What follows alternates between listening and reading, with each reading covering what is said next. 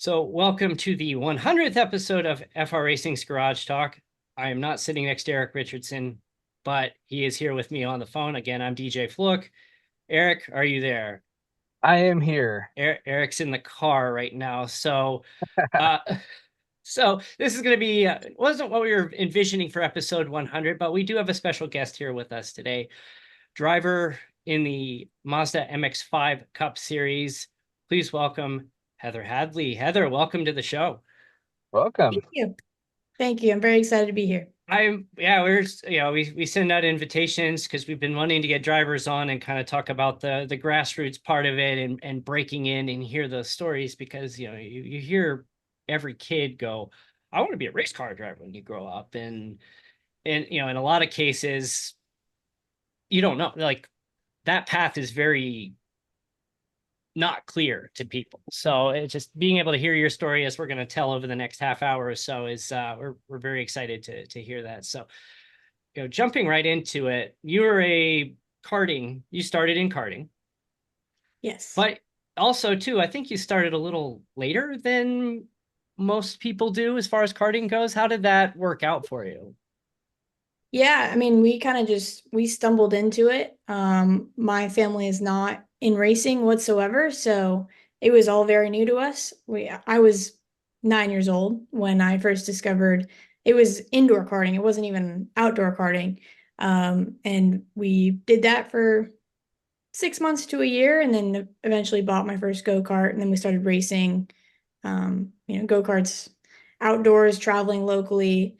We didn't go much further than a few hours for the most part. But yeah, stuck with that for a long time. I was racing karts for about 5 years before I transitioned to legend cars. So yeah. So there's a stat I saw that I want to get some clarification on this because I have to hear it from you. Your stat said that you had 503 indoor kart races with 100% winning percentage. Did I read that correctly? Yeah, they rounded up. I had a 100% winning average. I didn't win all of the races I entered. I remember after 6 months I had won 104 out of 107 races that I had entered. And then we kept going very consistently, almost every single week, and I won almost every single race. So they just like rounded it up. But yeah, I was like pretty successful just like in the indoor karting scene. We just like we go to have fun, and we were both surprised by how quickly I kind of picked it up, and we're like, all right, well, maybe we should take it seriously. So, Yeah. and I've done indoor karting. Erik, have you done indoor karting? Not to that degree, more just like the fun go-kart amusement park type tracks. Especially too, you're going in with rentals, and there's clearly some that run better than others. And Definitely. it's like you get that underpowered car and you just feel like, oh man, I'm the absolute burden out here.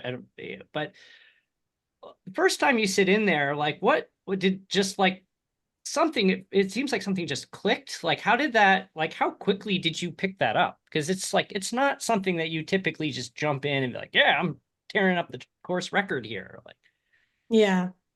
I remember like the first race I ran, I did not pick it up quick. I lost. I don't remember like how badly or what, what the margin was. But I just remember like I didn't pick it up quick and I didn't like it. And we took a break. I told my dad, I'm like, I'm good. I don't want to do this, just after one race. And my dad was like, all right, well, we'll sit down and we'll just watch. And we watched for I don't remember how long, but it was like it was enough time for me to see several races, the kid kart races and the adult races, and to just like be watching people around the track. And we had a meal, and we just like we took our time before I felt like I was ready to enter into the second one. And I guess just because I'm a very competitive person, so after like losing the first one, I was like, all right, I was paying close attention. And I went out and then I won my second race that I entered, and then I just kept like winning the races after that. So I think just that competitive like spirit in me. After losing once, I was like, I'm not gonna let that happen again. So, um, yeah, it wasn't like an immediate thing, but I think just after once, just paying attention, and really trying to pick it up and not let losing happen again. I was able to pick it up after that. So, you know, I guess Just that's how quickly it happened. it's just sometimes stubbornness can work out in your favor. Oh, It's for just sure. and I've not my actual driving experience is very limited. I've done some indoor karting and far less successful than you have been. But it's just even in like the iRacing world, it's just like you're sitting there being the back marker and you're just like, oh, I want to quit this so bad. This sucks. Mm. This is terrible. And it's just, the stubbornness of keep going and getting back in. And it just, it's amazing how the will to succeed can just drive you, no pun intended. And you took the next logical progression and moved outdoors. Now owning your own cart and having to do, did you have to do your own maintenance? Was that something you worked with your family on? Like, how did that transition work for you? So it was a little complicated with that because my parents are divorced and they live more than an hour away. And the majority of the time I spent at my mom's house and the go-karts were always at my dad's house. So um every time I would go over, I would like try to help, but obviously it was me just kind of like, this like 9, 10-year-old kid, like Sure. doing the best that I could do, which wasn't much. And my dad as well, like my dad is not a mechanic, knows nothing about cars. And so, working on go-karts was very, very new to both of us. And we found just people at local go-kart tracks that were willing to help and, were teaching both of us. And that was exactly what we needed because learning on your own and trying to just experiment with things, it's very difficult and also time consuming and it's a waste of money, frankly. Like if you just keep going and entering into these races and you're like seconds off the pace, like it's just not even worth it at that point. So we were very, lucky to have found some people that were willing to help and were very nice and sharing their setups and like doing what they could to teach us about the setup on the carts. And I mean, with road course racing and go-karts, like the setup is not too complicated. The biggest thing that we ran into was the chain like kept falling off. It happened so many times. But that was the biggest, I think, adversity we faced when we first started in go-karts. The more difficult part of like learning, just for us was actually when we moved into lodging cars. So that's when it got a little bit more difficult. So yeah, go-karts, we figured it out. And you've done kart races and have won at, if I saw right, at Sonoma Raceway. Now, what's the track layout for karting at Sonoma? I mean, is it the same or similar to NASCAR, or do they shorten it? Like what was that setup like? In the go-kart or in the lodging car? In the kart, go-kart. Because yeah, they have a kart track up above, which is super cool. Right. I love that track. That's right. I forgot about that. Yeah, and yeah, so they have like a series out there. I think it was called Race of Champions. It's just strictly a Sonoma Raceway. That's what my notes say. Yeah, just the Sonoma Raceway series. Like they didn't go anywhere else. But like, you owned your own cart and you brought your own cart. And you entered it around the age range that you were. And oftentimes I would run two separate carts. So I would be running a 2-stroke and a 4-stroke in the same weekend. With Sonoma Raceway, I don't think that was the case. I think I would typically just run a 2-stroke. So like a Comer or a Rotax. But yeah, so I mean the setups didn't change too much from different like road courses. You want to keep it, relatively neutral. And I think, Sonoma Raceway too has a lot of left-hand turns and right-hand turns. So, that was, setup wasn't too difficult there. But yeah, so. So after karting, you moved into Legends and have had a lot of success in that. How does, again, that's quite an investment for karting, but to move into Legends, that's like the next step up. How did that transition come into play? Like, was this something suggested? How did that play into your life, or come into your life rather? It actually kind of relates to those people I was telling you about that were helping me out in go-karts and being, acting sort of as my mentor. There was two people specifically that were super helpful in, just like helping me out at the go-kart races and helping me feel a little bit more secure at the track where I'm pretty feeling kind of like out of place a little bit, just everything being so new. And they both race legend cars. So obviously they kind of like recommended to me that I go in a legend car direction. They knew how difficult legend cars were to race and how much they teach you as a driver. So that was kind of just the natural progression, being around it a lot.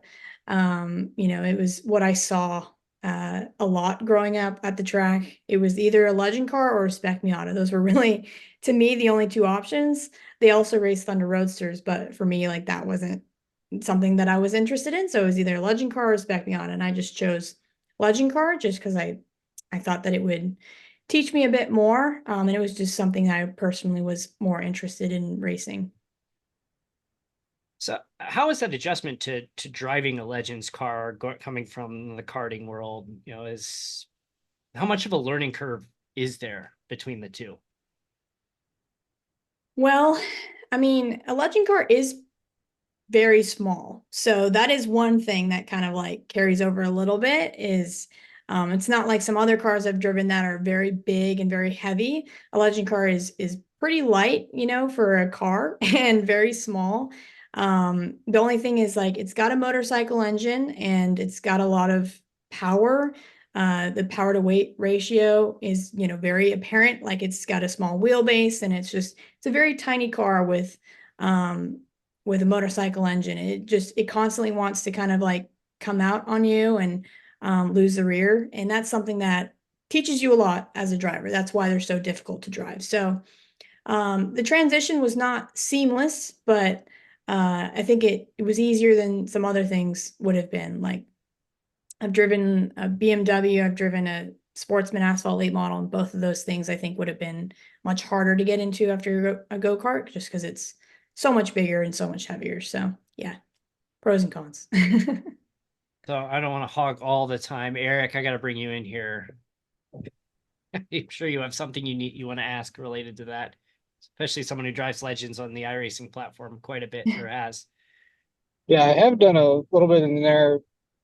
What are some of the like more fun aspects of each of the cars that you get to drive? Is it the power behind it? Is it the closeness of the racing?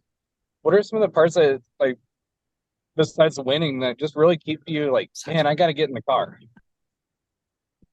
Yeah, I think out of all of the cars I've driven, a legend car is got to be up there with just how much fun I have in the car. Like, it's one of those cars for me now after racing legend cars for 5 to 6 years that I feel like I can just get in it and it's like an extension of myself. Like it feels so seamless now. Anytime like I jump from anything else into a legend car, it's so easy. And I have so much fun racing in legends. I love the competition. I know a lot of the legend car drivers across the country. So, just also being at the racetrack and hanging around the people that I know is also a lot of fun. Like I love my team, 860, and going to the track with them and just having a good time is also a big part of it, right? Like I think, a race car can be a lot of fun, but if you're just not having generally a good time at the track, you're probably also gonna like maybe not enjoy the experience in the car as much. So I think that is also a big part of it, that in the legend car, I'm always just having a good time no matter where we're racing. So the legend car is So it gotta sounds very be much at the similar top. to kind of the leagues that we run, the community that gets built up is a huge influence on Yeah. just the racing in general. Yeah, iRacing is the same thing. Like Yeah.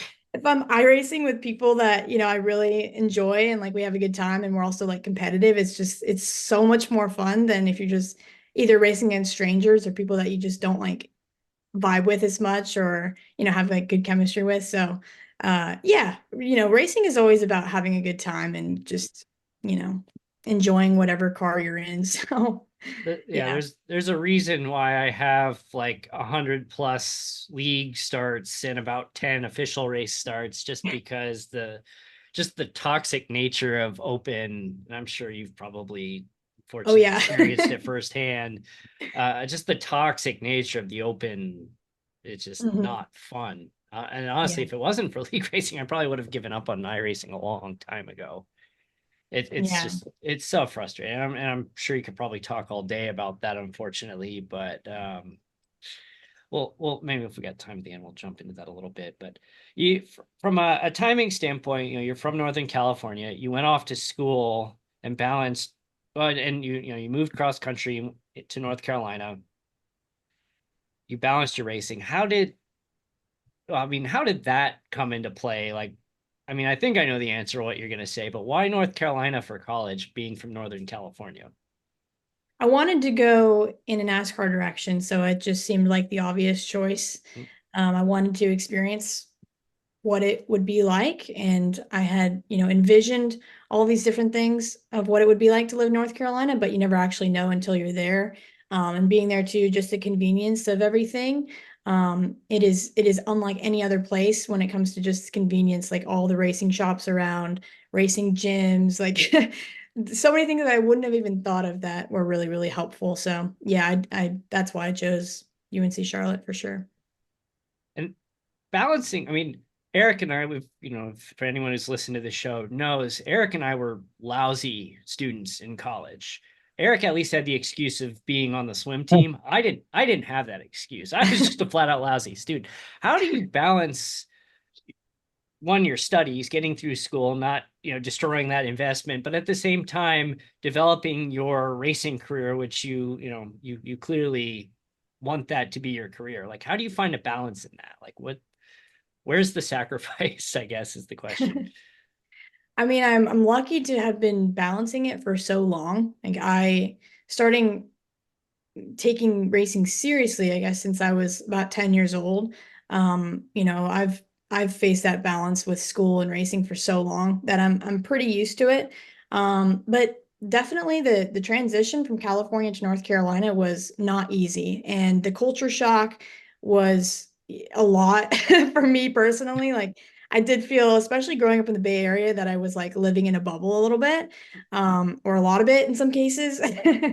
And so like just moving across the country, living in North Carolina and then also like rural North Carolina was a huge culture shock. And so the transition initially was very difficult for me.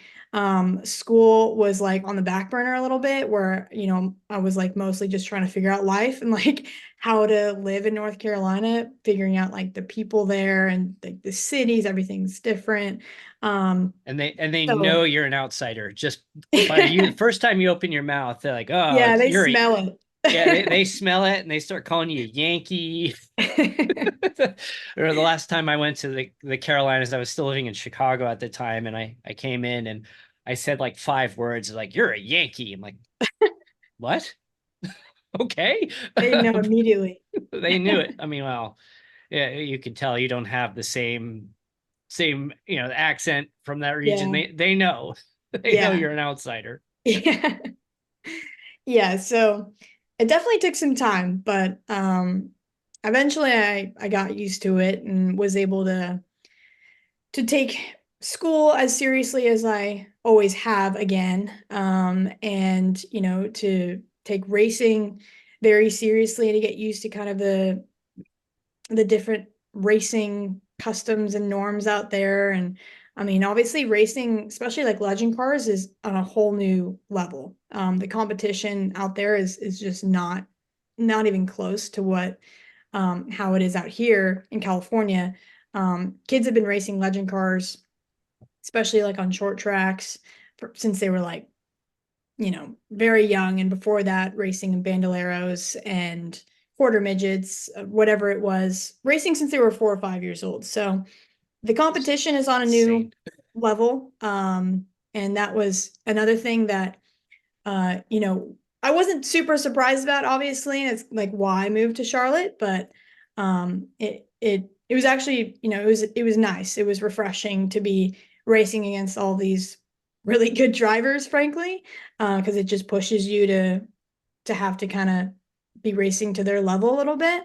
And so, yeah, but it wasn't easy by any means. You hear that all the time too with these kids getting started in karting at like 4 or 5 years old. It's like my twin daughters are 6.5 now, and it's like I can't envision my kids as like karting champions at age 5. It's just I can't picture that. Like I'm not doubting my kids' abilities. They, one of them has expressed a lot of interest in breaking into karting. Oh, And wow. we have a new indoor facility that just opened. She's just not quite tall enough to get onto the bigger track yet. But as soon as she is, that's, we're gonna try it out. And that's looking forward to that day. But I still can't picture a 5-year-old doing that, but it happens. It does happens a lot. And it's getting Bummer. younger and younger too, which is crazy. I don't know, Eric. Could you picture yourself driving at that age, as far back as you can remember, driving karts? Oh, I don't know. I was super excited when I finally hit that height requirement to start driving go-karts. At Every the year it's like, oh, I'm almost there. Then the you, year I finally could, it was exciting. you get the old Kokomo Raceway Park.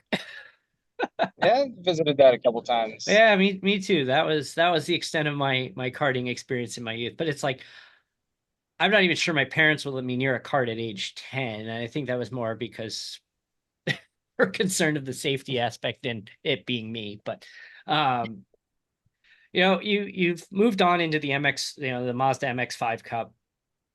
Yeah, and I've read in Racer that you had mentioned that you thought you were going to go down a NASCAR path, but that's a Mhm. pretty a big adjustment going, I'm going to go NASCAR, and now you're racing MX-5 cars. How did that come into play?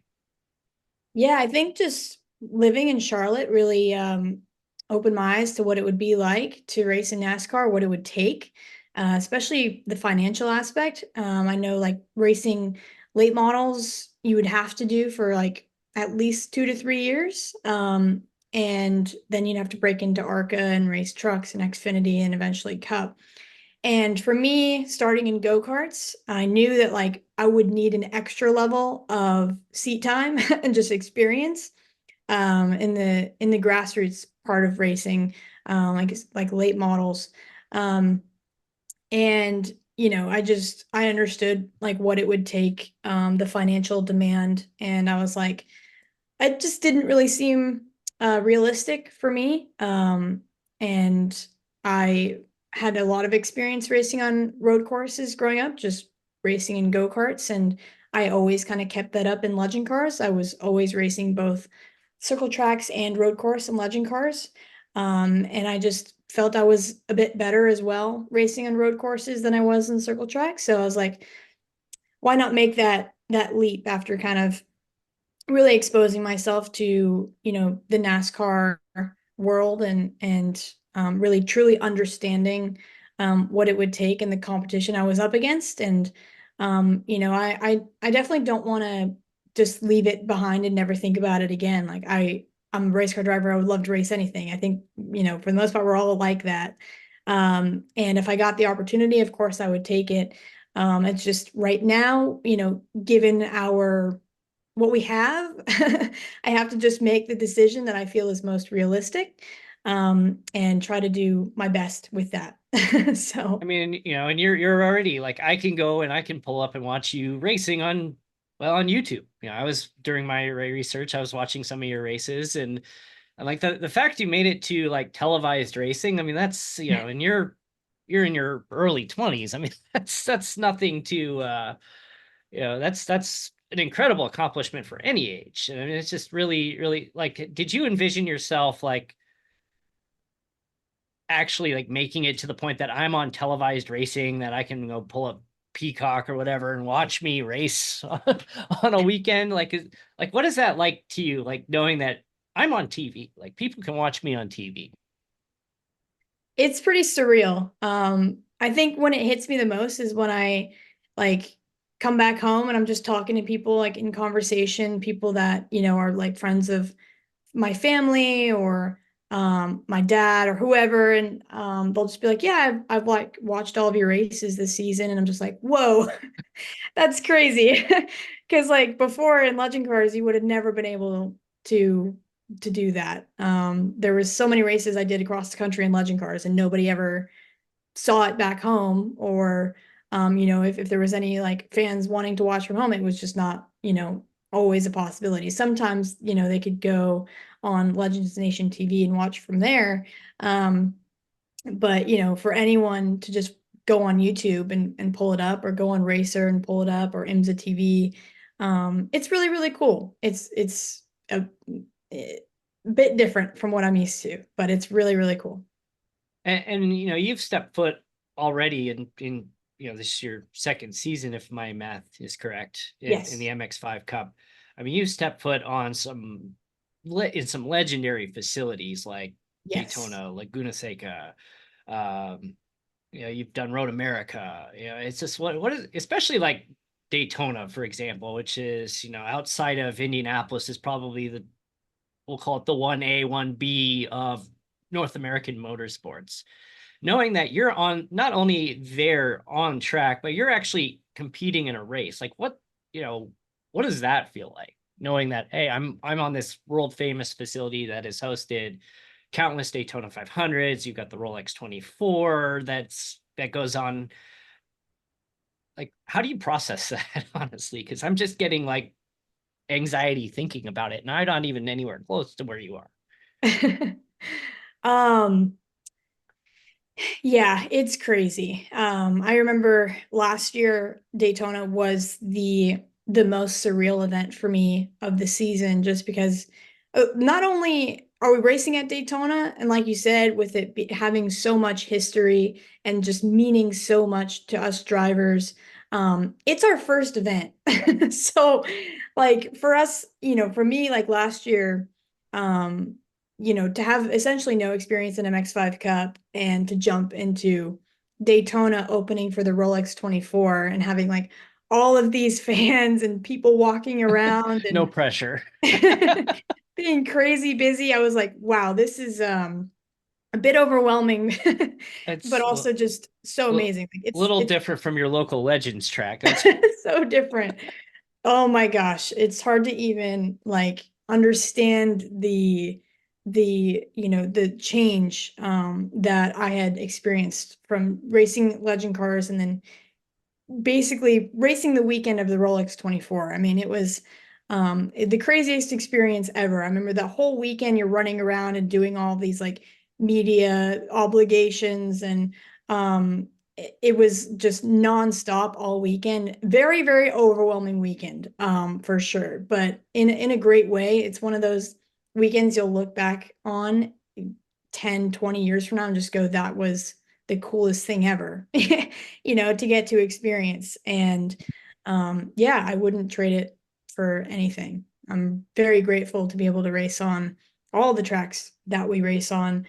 And yeah, everyone just, every track carries so much history, and it's the coolest thing ever. Honestly, it's a racer's dream. Eric, I got to bring you back in here. I'm sure there's a follow-up you want to ask to that. Do we lose him? Okay, sorry. There he is. Yeah, I'm here. What would you say like your most favorite track and least favorite tracks are? Um, Road America is definitely up there. I loved Road America last year. I think also we're a little bit biased as drivers though, just because like the tracks that we tend to do better at tend to be higher up on the list of our favorites.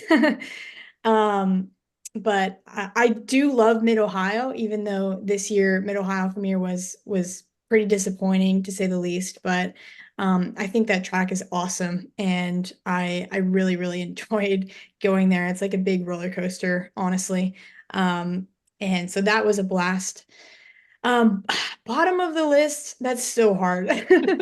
But I have to think about that one. So this year we've hit, yeah, really cool tracks, honestly. I mean, if you don't like it, it's still like, I mean, for me in iRacing, Laguna Seca is like my least favorite because I can never like figure that out. And it Okay, just, yeah, I've got to say Laguna. You're right. I mean, you honestly, I don't want to, make this sound bad, but you were a victim of the corkscrew this year. Yeah. What is like, again, that gives me anxiety seeing it in iRacing. Like, what does it feel like to you when you're getting ready to come into that blind turn and then it just drops, knowing like all the issues that have happened at that place over the years? Like, what goes through your mind when you're coming up to the corkscrew for the very first time in a race environment? It's crazy. Yeah, I mean it's completely blind. You're kind of just like looking at the sky, as you know, like on iRacing, it's so blind. And then experiencing that drop, I remember like last year when it was my first time experiencing it, my stomach just dropping, and it was just like it's the craziest like dip that you will ever experience on a racetrack, I think. Um and but it's I like that turn. I think it's really obviously unique and different. But as you said, I am a victim of it this year. I I mean, don't blame the the track best though. are like the best have been a victim of that place. I don't blame the track though. I think, it was a rookie mistake of me just going out on cold tires, super cold, like early morning. Just obviously when it's like the as slippery as it can get, and me just like getting a little bit, loose, and then kind of like hitting that compression at the bottom, and then it's shooting me towards the wall. So it'll do that to you.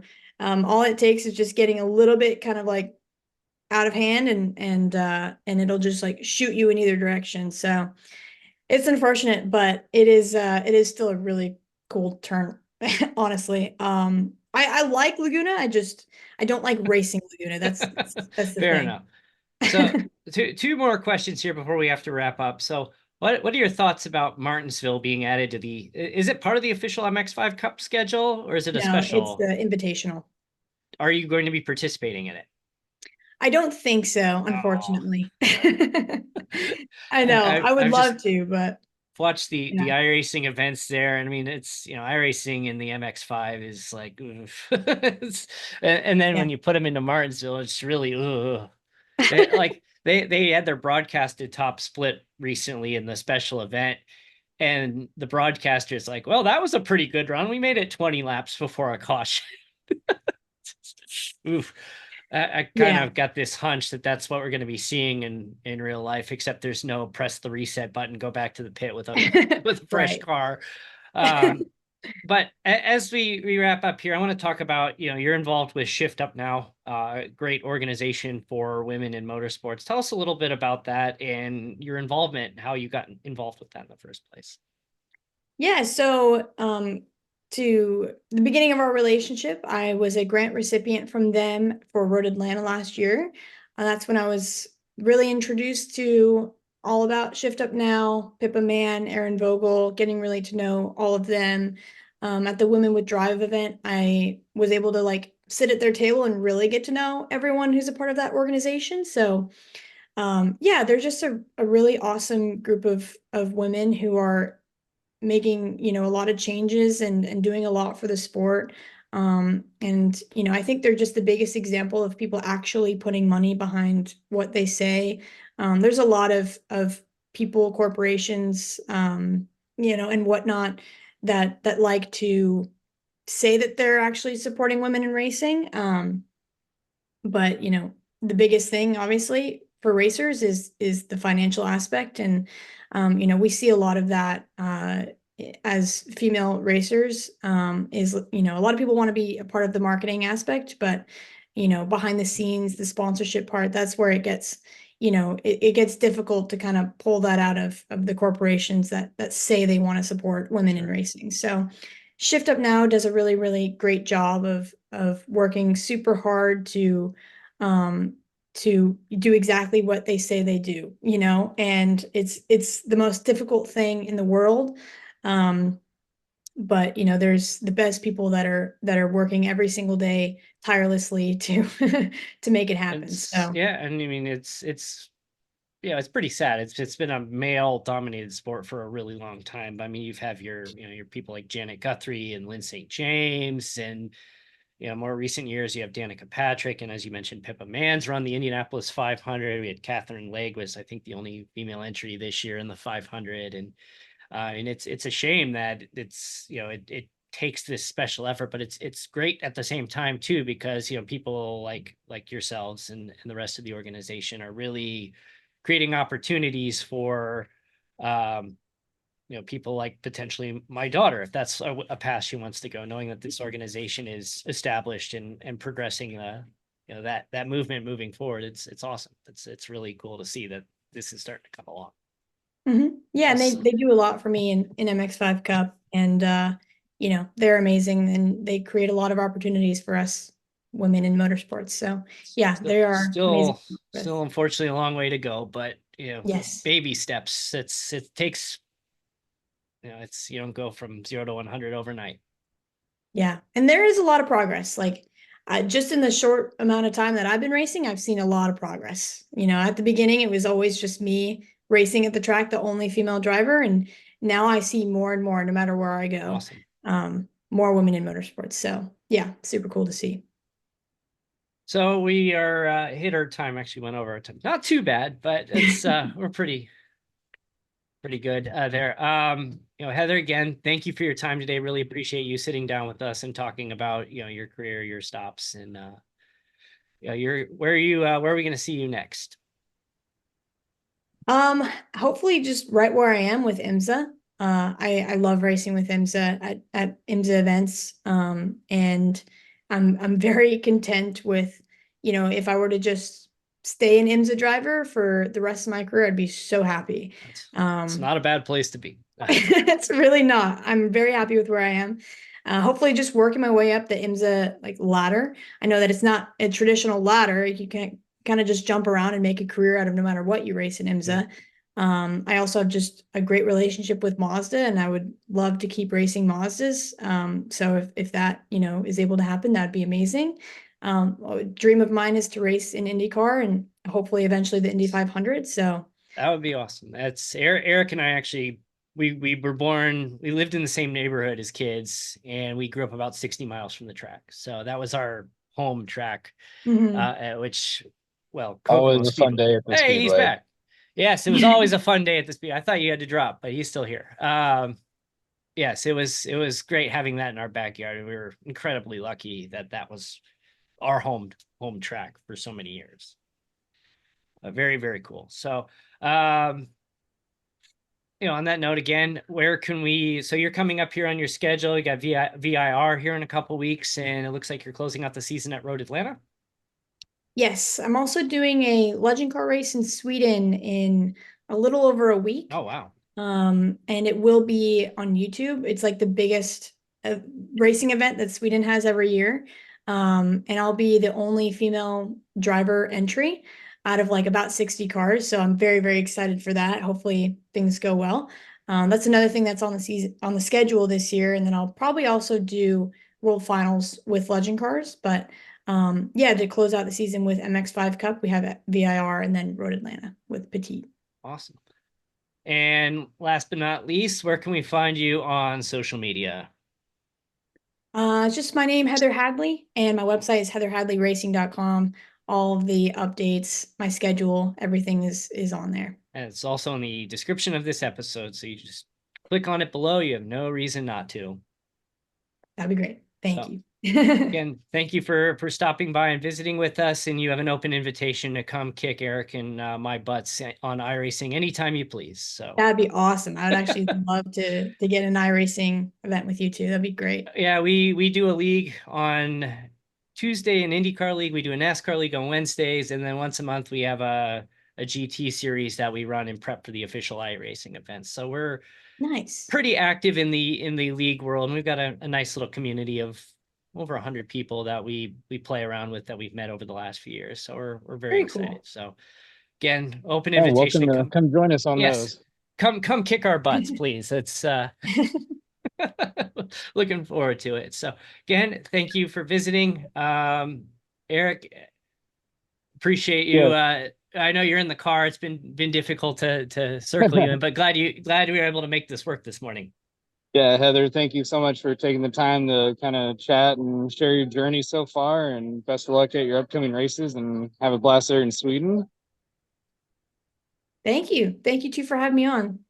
Really appreciate it. It was really nice talking to you too. Thank you. So tune in. Yeah, we got Wednesday Night Dash in the Indy Racing World Series back the week of August 12th. So the 13th and 14th, tune in on Stadium Scene TV. Otherwise, check us out at FR Racing Online and frracingonline.com. Thanks for watching, and we'll see you again next week. Take care.